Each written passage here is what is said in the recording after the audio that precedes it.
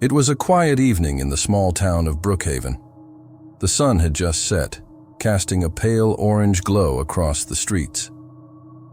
The town was peaceful, but something strange was in the air because people whispered about the recent deaths. Each one was more frightening than the last. The victims died in terror. Their faces were twisted with fear, and eyes were wide open, as if they had seen something impossible. The first death happened in a quiet cottage at the edge of town. Sarah Jenkins, a kind woman who lived alone, was found in her bed, and her face was frozen in fear. Her neighbors said they heard strange noises the night she died. Footsteps outside her window, whispers carried by the wind, and a faint, distant cry. But when they reached her house, Sarah was already gone, and her body was cold. The police had no answers because they found no sign of struggle, no weapon, and no reason for Sarah's terrible fear.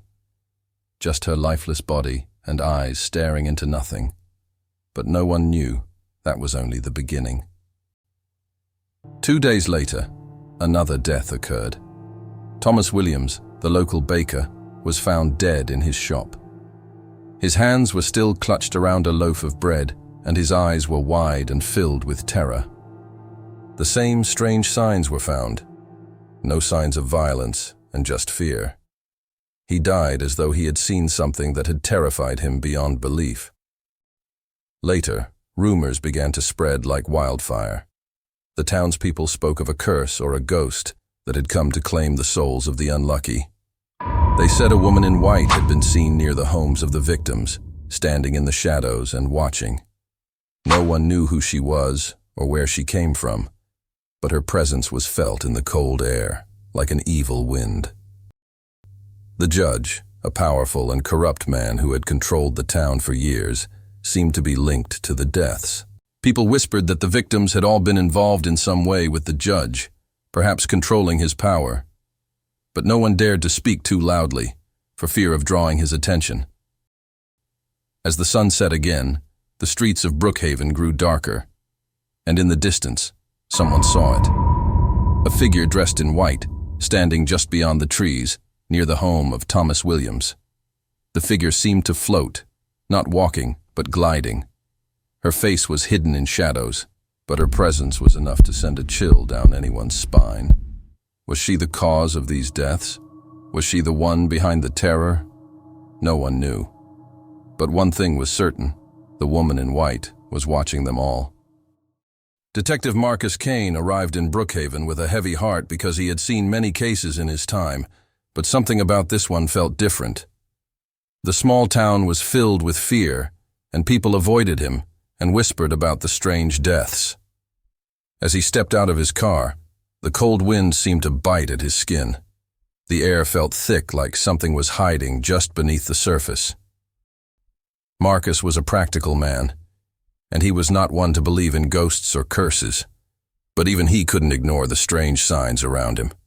Then, he made his way to the local police station, where he was met by Officer Rachel Green. "We have had 2 deaths already," she explained, and her voice was trembling. "No one knows why they died. They just died in fear." Marcus nodded and took a seat. "Tell me everything." Then Rachel spoke of the strange whispers that had been heard, the rumors of a woman in white, and the strange connection to Judge Carter, a man known for his greed and cruelty. People said the judge's partners were being picked off one by one. "That is a lot of superstition," Marcus said with a voice calm. "What is the real cause of death?" Rachel shook her head. "We don't know because no signs of struggle, no obvious cause. It is like something or someone is behind it." Marcus didn't believe in ghosts, but something about this case made him uneasy. That night, as he walked through the dark streets of Brookhaven, he couldn't shake the feeling that he was being watched. Suddenly, a figure appeared in front of him. A woman dressed in white, and her face was hidden in the shadows, but her presence was enough to stop Marcus in his tracks. He felt a cold breath on his neck, and then she was gone. Marcus stared at the empty street. What had he just seen? Was it her? The mystery was only just beginning. The next morning, Detective Marcus Kane met his new partner, Clara Hughes. She was a young officer with an open mind and a strong belief in the supernatural. When she heard about the deaths in Brookhaven, she was certain there was more to it than just a strange series of accidents. "We have to consider the possibility that this is the work of a ghost," Clara said, and her eyes were wide with excitement. "The woman in white, and she has been seen by everyone. It is a sign." Marcus raised an eyebrow. "Ghosts? You really believe that?" Clara nodded without hesitation. "I do. The people here are terrified, Marcus, because they have seen something, and you can't ignore that." But Marcus wasn't so sure. "I am not going to waste time on superstitions. There is always a logical explanation, and we just have to find it." Later, the two of them began their investigation, but it wasn't easy because the townspeople were afraid to talk, and their eyes were darted nervously every time Clara mentioned the woman in white. But then, a new piece of information surfaced. A local woman named Grace Thompson claimed to have seen the figure near the judge's mansion just days before the first death. "She is coming for him," Grace whispered, and her voice was shaking. "The judge is the one who caused all this, and she won't stop until she gets him." As Clara and Marcus walked through the judge's mansion, the temperature dropped. A cold wind swept through the halls, and Clara felt a shiver run down her spine. Marcus stopped in his tracks. "Did you hear that?" A faint whisper echoed through the dark hallway. It was a woman's voice, soft and barely audible, but it was there. "Her justice will not wait," the voice said again. Marcus's heart raced. What was going on? Could this really be the work of a ghost? Marcus sat in the dimly lit library, piles of dusty old books and papers spread out before him. He had spent hours looking through records and hoped to find something that would explain the strange deaths in Brookhaven. But it wasn't until he found an old journal that the pieces began to fit together. The journal belonged to an old woman named Margaret, who had lived in the town many years ago. She had written about a young woman named Eleanor, who had been accused of a terrible crime. The more Marcus read, the more he felt a chill, because Eleanor was not just any victim. She was an innocent woman falsely accused of murder and sentenced to death. The year was 1857, and Eleanor had been the talk of Brookhaven. She was young, beautiful, and kind-hearted. But she had been in the wrong place at the wrong time because a rich man's wife was found dead, and Eleanor was blamed for the crime. There was no real evidence, but the judge, a cruel man named Judge Carter, sentenced her to death without question. The town turned against her, calling her a witch and blaming her for things she never did. Eleanor's trial had been a sham, and in the end she was hanged for a crime she did not commit. But the pain didn't end there. As Marcus read more of Margaret's journal, he learned that Eleanor's spirit never left the town because some of the townspeople claimed to have seen a woman in white near the place where Eleanor had died. She was always seen standing in the shadows, and her face was hidden in darkness. The same woman who had been seen near the victims' homes. Was it Eleanor's ghost? Was she coming for revenge? Marcus leaned back in his chair, and he was deep in thought. The pieces were starting to fall into place, but something didn't feel right. The air in the room felt colder now, as though something was watching him.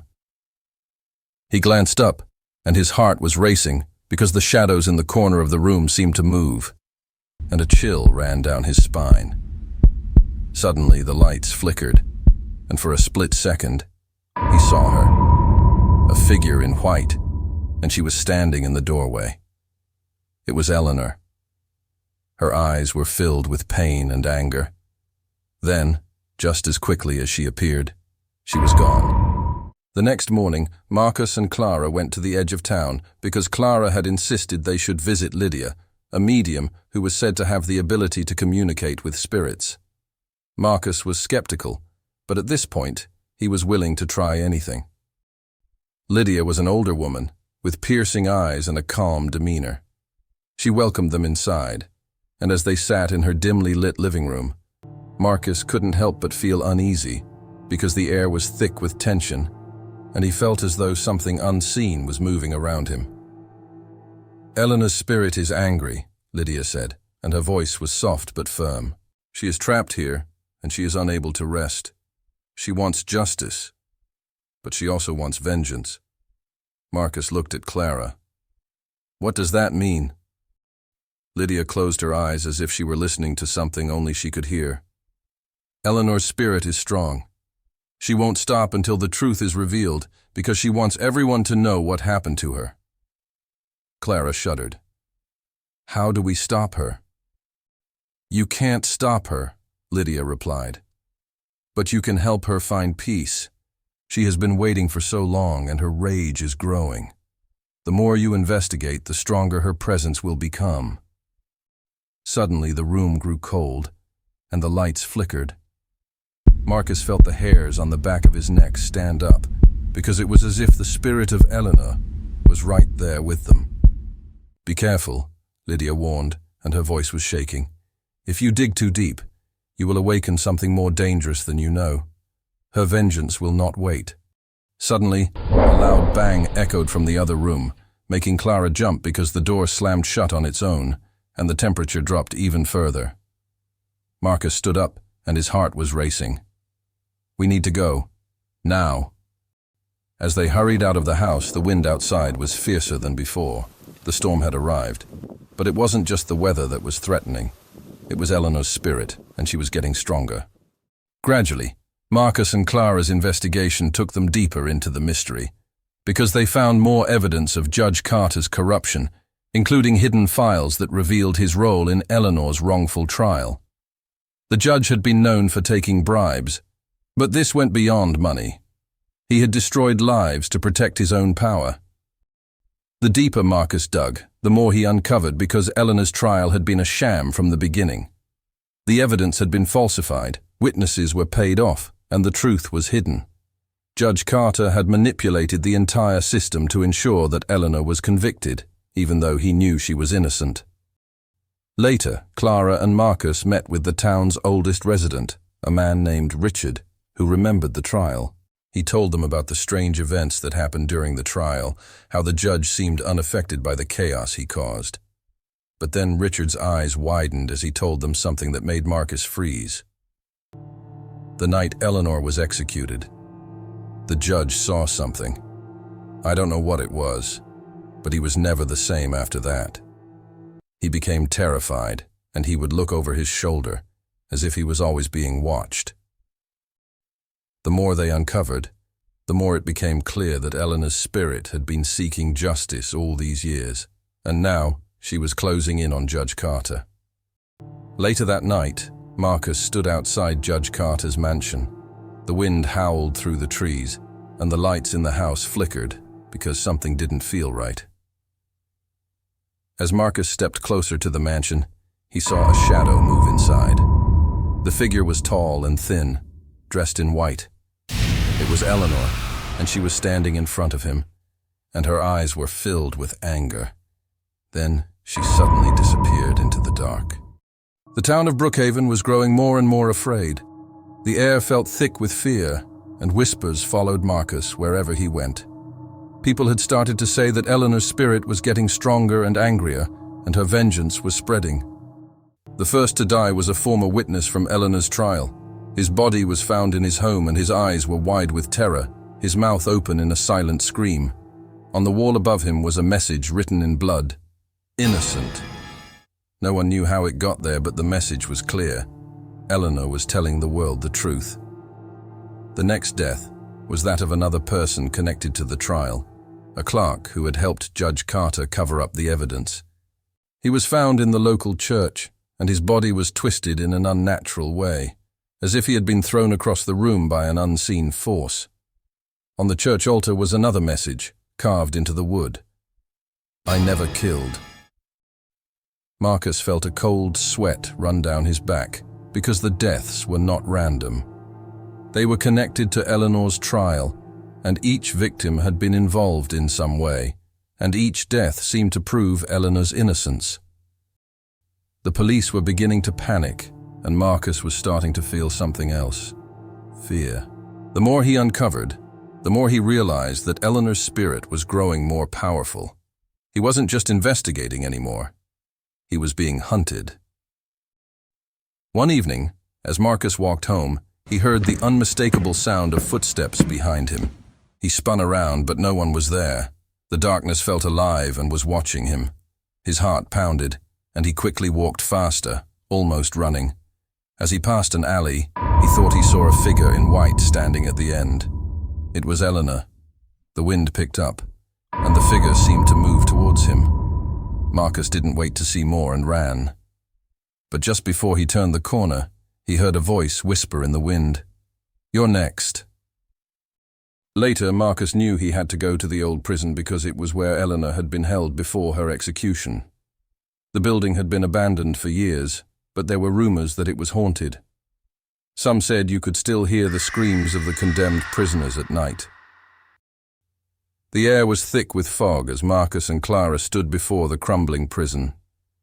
The once imposing structure now looked like a tomb because the windows were shattered and the iron gates groaned in the wind. It felt like the whole place was alive, waiting for something. Inside, the prison was silent, but there was an undeniable sense of unease. The walls seemed to whisper secrets, and every step they took echoed loudly in the empty halls. The cold seeped into their bones, and it felt as though the shadows themselves were watching. Clara led the way, and her flashlight was shaking in her hand. "I don't like this place, Marcus." Suddenly, the air grew colder, and the sound of chains dragging on the floor echoed through the hallways. Marcus froze, and his heart was racing because they weren't alone. For a moment, a figure appeared in front of them, a woman in white, and it was Eleanor. Her face was pale, and her eyes were empty and hollow, filled with sorrow and anger. She moved towards them. Her steps were silent, and her expression was unreadable. Without thinking, Marcus ran. But Clara stayed, and she didn't move. She just stared at Eleanor's ghost, and her face was filled with both fear and sympathy. Then, Eleanor's voice echoed in their minds. "Help me." The temperature dropped so quickly that both Marcus and Clara could see their breath in the air. The shadows began to twist, and the walls seemed to close in on them. Then, Eleanor's voice grew louder and more desperate. "Help me, or you will join me." Suddenly, Marcus saw something on the ground, a hidden journal, and it was Eleanor's journal. With trembling hands, he picked it up. The pages were old, but the writing was still legible, and the final entry shocked him. "I did not kill her. I was the one who was murdered, and the truth will never be known unless someone listens." Clara could feel her heart pounding in her chest as she sat alone in her apartment that night. The shadows in her room seemed darker than usual, and the silence was deafening. She couldn't stop thinking about what had happened in the prison. Eleanor had been trying to speak to them, but what had she meant? Suddenly, the air around her grew cold. A chill ran down her spine, and she saw a figure standing in the corner of the room. Her heart skipped a beat. It was Eleanor. Clara's breath caught in her throat as the ghost moved closer, her face full of sorrow and pain. Clara could see the tears in Eleanor's eyes, her lips trembling as though she was about to speak. And then, the voice. It wasn't just in Clara's ears, it was in her mind and in her soul. "I didn't deserve to die. They took everything from me. Help me. I am lost." Clara's body shook as she reached out and was unable to speak. She didn't know what to do or what to say, but she knew one thing. Eleanor wasn't seeking revenge. She was seeking justice. The ghost reached for Clara, and her cold fingers brushed her cheek. Clara felt the pain in Eleanor's touch, the years of torment, and the endless waiting for the truth to be heard. She was trapped, just as Eleanor had been trapped. Suddenly, Clara was pulled from the room and her eyes were wide with fear. The ghost vanished, but the message was clear. Clara turned to Marcus the next day, and her face was pale and filled with determination. "We need to take this seriously, Marcus. Eleanor wants justice, not revenge." Marcus hesitated, but then nodded because he had seen the truth in Clara's eyes. But as they walked towards the door, the lights in the office flickered. A voice, soft and chilling, echoed in the room. "I want justice." Judge Carter had become a shadow of his former self. The once proud man was now a broken shell. His face was pale and hollow, and his eyes were filled with fear. He tried to leave Brookhaven, but no matter how far he ran, Eleanor's ghost was always there, watching and waiting. Every night he saw her, standing at the foot of his bed, and her eyes were burning with rage. "Leave me alone," Carter shouted, and his voice was cracking with terror. After many nightmare incidents, he moved to the hotel and he thought he would escape. But every night he heard the door slam shut down loudly, and the room didn't feel safe because the walls seemed to close in on him, and the air felt thick with something dark. The sound of footsteps echoed in the hallway, and they were heavy and deliberate, just like the steps of someone walking towards him. Suddenly, the door opened. But it wasn't the hotel manager. It was Eleanor, and her figure appeared in the doorway, glowing faintly in the darkness. Her long and white dress fluttered, as if a breeze was blowing through it. She did not speak, but her gaze cut through Carter like a knife. He stumbled back, and his legs were shaking. "No! Not again!" Then, the ghost stepped closer, and as she did, the temperature in the room dropped. Carter's skin turned icy because he could feel her presence, cold and unforgiving. "You will never escape," her voice whispered in his mind. "The truth must be told." Carter screamed, falling to the floor, and his hands were clutching at his chest. Sweat poured down his face, but it was more than fear, because it was guilt. He knew the truth. He had framed an innocent woman. The next morning, Marcus found Carter sitting in his room and staring at the wall. The judge was a mess, and his mind was shattered by his terror. But in his panic, he muttered something that gave Marcus a clue. "The papers. The letters. It's all in the safe." Was it possible? Could this be the key to uncovering the full truth? The more Marcus dug into the case, the darker it became. What had started as a search for justice was now a tangled web of lies, corruption, and betrayal. He had already suspected that Judge Carter was at the center of it all, but what Marcus found next shocked him to the core. The judge's safe contained more than just evidence of a botched trial. There were letters, documents, and photographs linking Carter to several powerful people in Brookhaven. They were the town's wealthiest and most influential, the very people who had the power to shape the town's future. As Marcus went through the papers, the conspiracy began to unfold, because it wasn't just about a miscarriage of justice. It was about money, power, and control. Eleanor had been in the way. Her death had been planned because the corrupt officials had used the judge to silence her and made sure that her wrongful conviction stayed buried. Marcus felt his blood run cold because "they killed her for nothing," he whispered, and his hands were shaking as he looked at the documents. He had thought Carter was the only villain, but this was bigger than he had ever imagined. The conspiracy went all the way back to the highest levels of the town's government. People still in power had made sure Eleanor was framed. They didn't care that she was innocent. They only cared about their own secrets. But Marcus knew he couldn't just stop here because the truth needed to be revealed.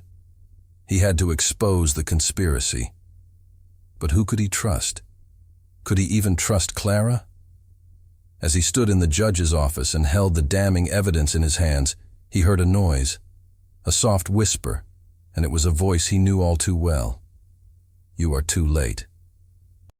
Desperate to end the nightmare and seek justice for Eleanor, Marcus knew he had to turn to Lydia. She was the only person who could communicate with the dead. Lydia was a reclusive medium, and she was known for her ability to reach out to spirits and reveal their truths. The ritual would not be easy because it would take them deep into the heart of the supernatural. But Marcus had no other choice. He had to find a way to communicate directly with Eleanor's spirit and learn the truth that had been buried for so long. Lydia's house was old and dark, and the air was thick with the smell of incense. Strange symbols lined the walls, and the floor creaked with every step. Lydia sat in the center of the room, her eyes closed, and her hands were resting on a small table with candles flickering around her. Clara sat beside Marcus, and her hands were trembling as they waited for the ritual to begin. Then Lydia spoke softly. "Eleanor, if you hear me, please come forward. We seek the truth. We seek your justice." For a long moment, nothing happened. The room remained quiet with the only sound of the soft crackling of the candles. Then, a cold wind swept through the room, and the flames flickered violently. The candles blew out one by one, plunging them into darkness. And then, they heard it. A voice, faint at first, but growing louder. You are too late. They will never know the truth." Then, the temperature in the room dropped. The air grew heavy, and the walls seemed to pulse with energy. Lydia's hands tightened on the table, and her eyes were wide with fear. "She is angry," Lydia whispered, and her voice was shaking. "She was betrayed, and she won't stop until the truth is known." Suddenly the table shook violently, and a loud crash echoed through the room. The candles flickered back to life, and Marcus saw something written on the walls in glowing letters. "Free me. Expose them." Eleanor's spirit was angry, but she was also desperate. She wanted them to uncover the truth and to expose the people who had wronged her. Marcus knew what he had to do. He had the evidence, but now he needed to act before it was too late. As Lydia collapsed back in her chair, Marcus and Clara shared a look. The path was clear, but they had no idea how dangerous it would become. The truth was within their reach, but at what cost? The air in Marcus's office was thick with tension. The clock on the wall ticked loudly, and each second passed like a heavyweight because the hauntings of Eleanor had grown more violent. His dreams were filled with her angry face, and her eyes were burning with rage, and her cries for justice echoing in his ears. He couldn't ignore it any longer. Every night, something in the town seemed to go wrong. Mysterious fires, car accidents, and strange accidents that everyone believed were just bad luck. But Marcus knew better. These were no accidents because they were Eleanor's doing. Her spirit was angry, and she wouldn't stop until the truth was revealed. As he sat at his desk and looked through the case files, his phone rang. It was his superior. "Marcus, we are pulling you off the Eleanor case. Drop it. This is becoming a distraction." Marcus's stomach sank because he could hear the urgency in his boss's voice, but he refused to back down. He had seen the evidence, and he knew what Eleanor wanted. "I can't stop now," Marcus said. His voice was steady, but his heart raced. "There's more to this case because people are dying. You are chasing ghosts, Marcus. It is time to let it go." But Marcus couldn't, because he knew if he stopped now, more innocent lives would be lost. Eleanor's ghost would never be at peace. The next morning, Marcus met Clara at the old courthouse, the place where Eleanor had been sentenced. Together, they found new evidence, old records, personal letters, and witnesses who had been too afraid to speak before. Now, the case was far from closed. Suddenly, a cold wind swept through the courthouse, and a voice whispered from the shadows, "You are running out of time." Marcus froze because Eleanor's presence was growing stronger. They were not alone. The courtroom was filled with tension. The judge, the jury, and the public all waited as the evidence against Judge Carter was laid bare. Marcus stood at the front. His voice was steady but filled with emotion. He had worked tirelessly to uncover the truth about Eleanor's wrongful conviction, and now the moment had come. But just as Marcus spoke, strange things began to happen because the temperature in the courtroom dropped. The lights flickered and the courtroom doors creaked open and closed on their own. The sound of footsteps echoed from the back, but when Marcus turned around, no one was there. Clara gripped his arm. "Did you hear that?" she whispered. Marcus nodded, and his heart was pounding.